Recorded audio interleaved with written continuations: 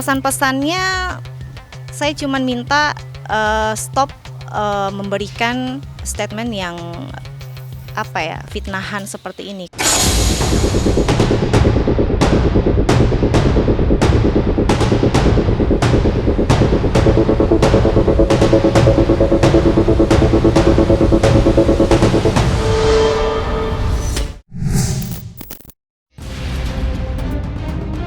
Drama polemik rumah tangga pendakwah Habib Bahar bin Smith belakangan ini memang berhasil menyebabkan gonjang-ganjing di kalangan masyarakat. Apalagi, baik Helwa Bahmid maupun Fadlun Faisal Balgoits tampak semakin berani menguat bukti-bukti yang dirasa menguatkan pendapat mereka. Bat berupaya mengakhiri perdebatan sengit yang kadung meramaikan jagat maya, Jalil, selaku orang kepercayaan, sekaligus sosok paling dekat dengan Habib Bahar bin Smith, akhirnya muncul buka suara. Secara eksklusif kepada Cumi-Cumi, Jalil hadir membawa jawaban dari sederet pernyataan yang kini ramai dibicarakan. Lantas benarkah Jalil merupakan saksi kunci dari persoalan panjang ini? Serta benarkah pula Helwa diduga sempat memberikan ultimatum kepada Jalil dan pihak Habib Bahar sebelum muncul di sosial media? Oh iya, itu saya diceritakan langsung sama santri yang Alwi tadi yang pernah tinggal sama Helwa. Dia chat ke Alwi. Jadi Alwi ini memang santri yang memang dia bahasanya tuh udah alumni lah dari Tajul Alawiyyin. Jadi dia memang khidmatnya itu dia khidmat sama Habib, tapi dia itu tugasnya di sana menjaga dalam artian ini kan mungkin pemikiran orang kok bisa sih jaga di sana, kan bukan muhrim ya. Padahal kan di situ ada ibunya juga, saudaranya juga biasa datang juga. Jadi posisinya rumah itu 2 tingkat, dia di bawah. Ada kamar di bawah, dan dia ini yang memang mengetahui apapun yang terjadi di dalam rumah itu. Jadi kalau misalkan nggak ada kebutuhan apa-apa, dia yang standby gitu, kayak makanan habis kadang dia yang belanjain, terus rumah juga apa-apa, ya ibarat kata membantu lah di situ. Begitu banyak cerita yang dikuak oleh Jalil selaku orang kepercayaan alias tangan kanan dari Habib Bahar.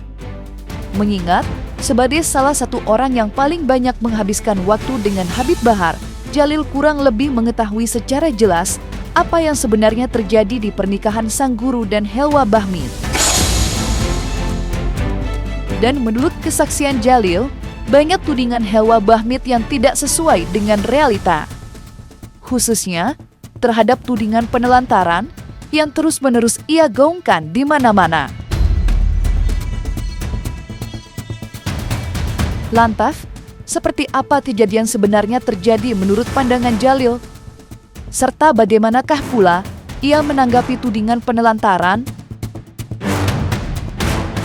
Jadi konteks yang dia sampaikan kalau ditelantarin itu bagi saya lucu. Kenapa lucunya? Di sini di Pondok Pesantren Tajul Alawiyyin ini yang mondok itu digratiskan, Mbak.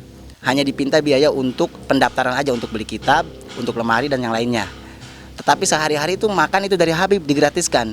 Santri aja beliau kasih makan, apalagi istri. Iya, beliau punya hewan-hewan beliau kasih makan, apalagi istri. Ini istrinya yang udah punya anak sama beliau, kan nggak mungkin. Perihal mengenai masalah dia bilang penelantaran juga, terus nggak dinafkahin, itu sama sekali tidak benar. Karena yang saya tahu, saksi di sini semua banyak. Anak santri itu kan kadang disuruh sama Habib untuk nganterin uang.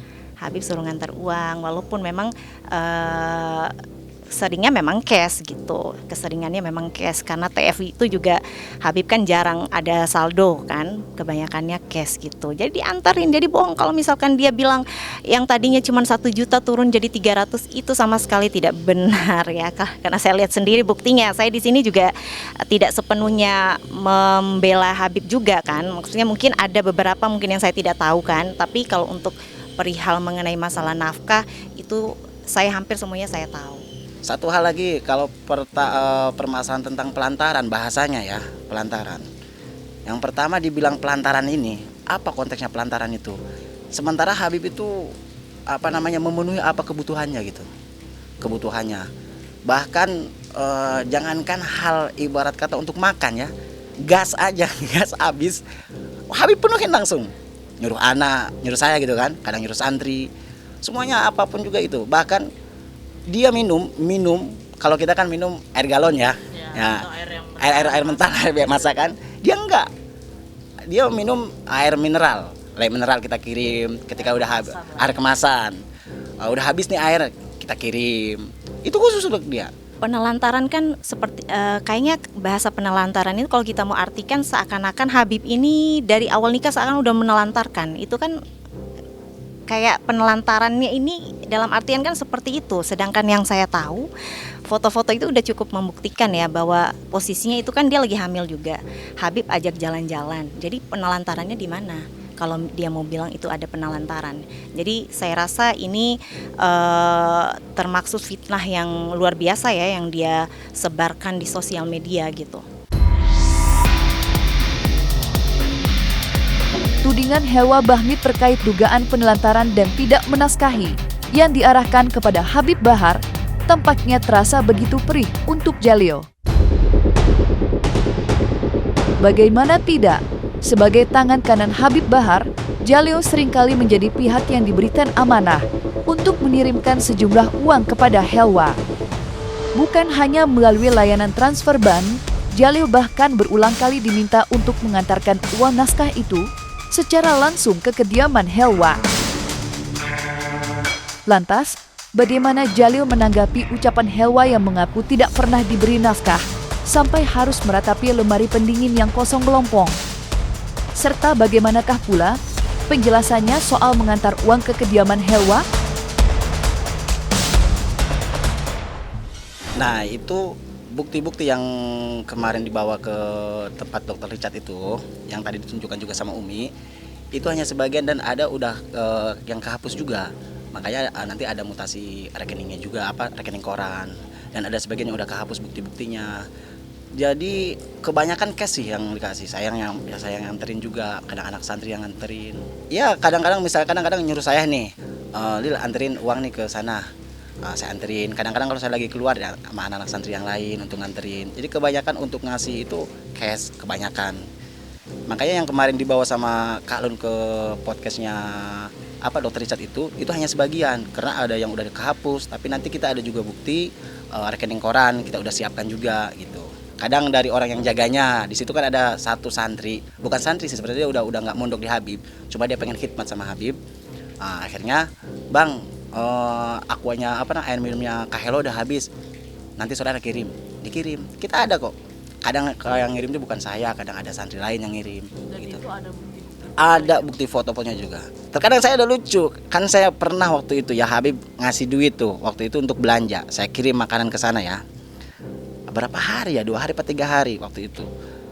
Udah WA lagi, barang habis.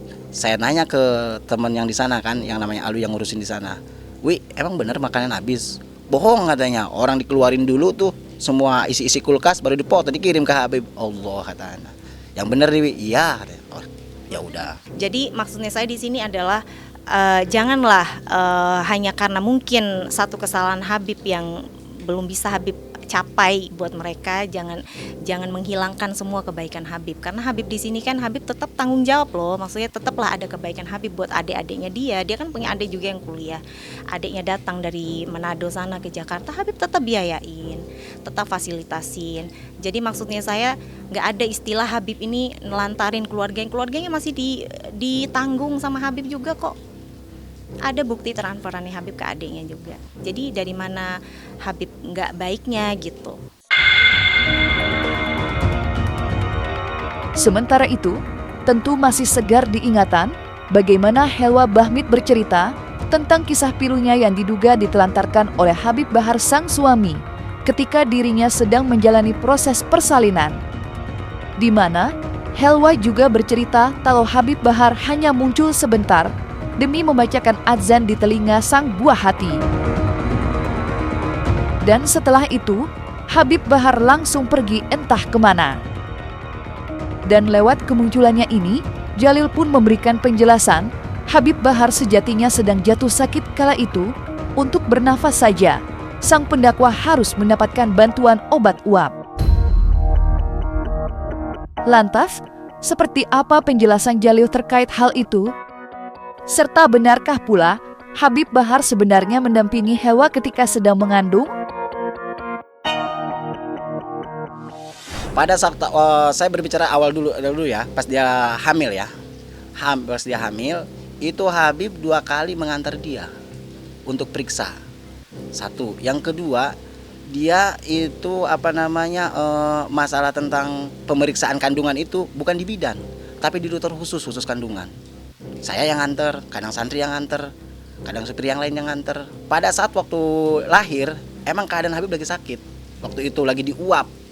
Lagi diuap itu waktu saat itu. Dan waktu itu juga ada beberapa acara sebelumnya itu beliau nggak hadir karena beliau lagi sakit. Karena beliau kan punya riwayat jantung ya, pakai sejenis paru-paru sama lambung. Pada saat waktu itu lagi diuap.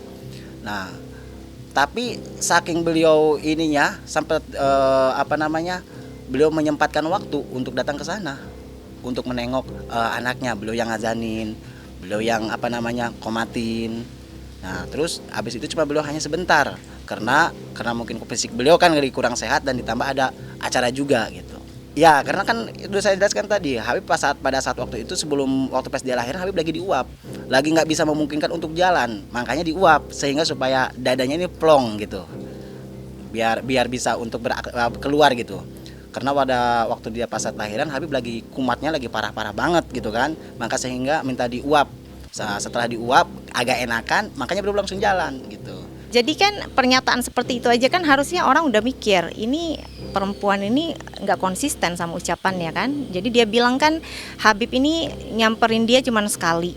Terus dia bilang Habib nyamperin dia pada saat mau saja. Berarti pada saat mau saja nggak mungkin sekali dong, pasti berkali-kali dong.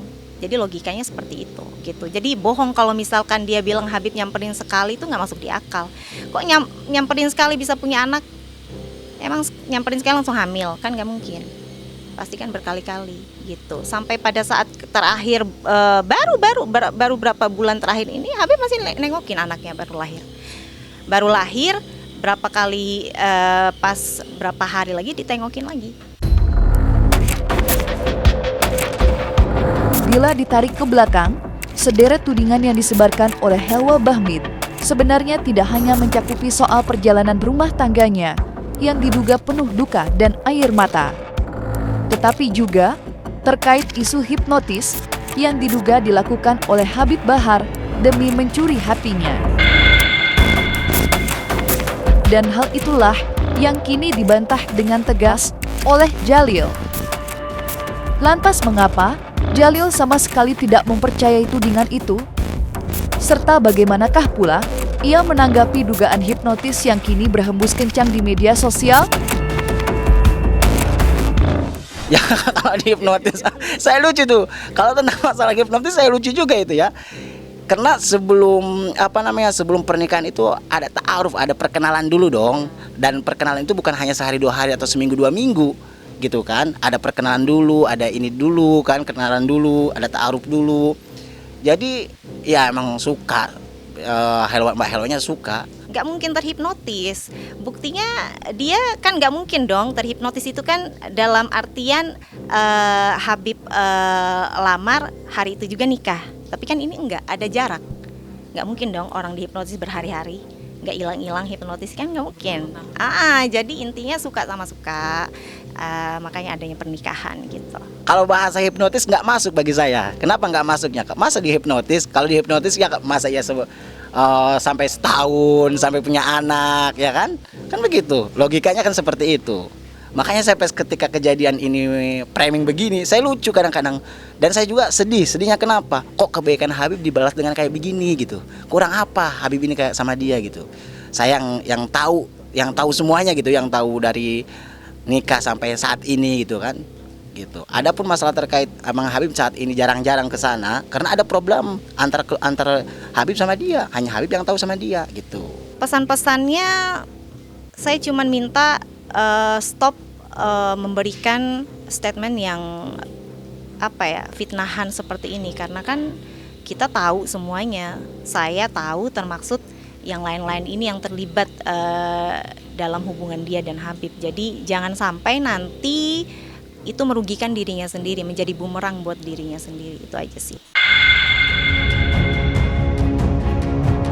Dalam kesempatan yang sama, Jalil sekaligus Fadlun Faisal pun memberikan penjelasan bahwa isu ini sejatinya telah sampai ke telinga Habib Bahar. Namun, alih-alih merasa tidak terima apalagi terpancing emosi, Habib Bahar justru menerima semua dengan lapang dada. Berdasarkan penjelasan Jalil, Habib Bahar memang tidak pernah terpancing amarah bila mana nama baiknya diterpa isu miring. Amarahnya baru akan berkobar jika ada yang menghina agama. Lantas, seperti apakah penjelasan lengkap Jalil dan Fadlun Faisal tentang kondisi Habib Bahar pasca diterpa isu ini? Habib udah mengetahui kalau Habib terkait masalah tentang ini, beliau biasa aja menanggapinya, gitu kan? Karena bagi beliau, siapapun yang menghujat kepribadian beliau, mau A, B, C, D, siapapun mau menyinggung tentang pribadi beliau nggak pernah ibarat kata nggak pernah pedulikan. Biarin aja orang mau hujat saya, silahkan, mau hujat kayak gimana pun juga silahkan. Tapi kalau udah menghujat agama, hujat akidah, baru beliau turun tangan. Habib kan memang udah biasa dengan adanya berita-berita hoaks buruk seperti itu, ya Habib tanggapinnya dengan santai saja sih. Mungkin sayanya aja kali ya yang agak sedikit geram gitu. Saya pasang badan di sini dalam artian karena saya mengetahui ada fitnahan, itu yang saya bantah gitu.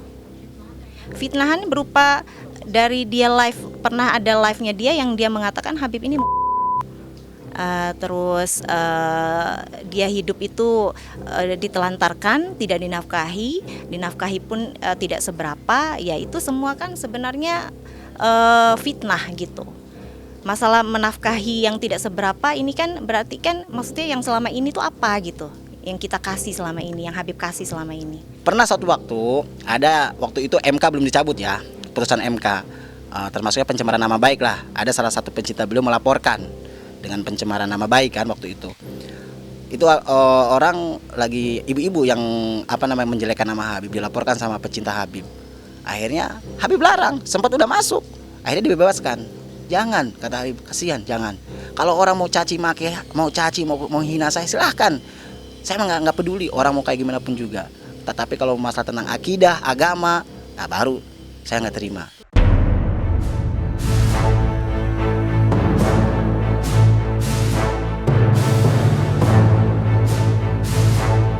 Nah, selesai sudah, Cumi Lovers. Jangan lupa untuk like, subscribe, dan juga share channel YouTube Cumi Cumi.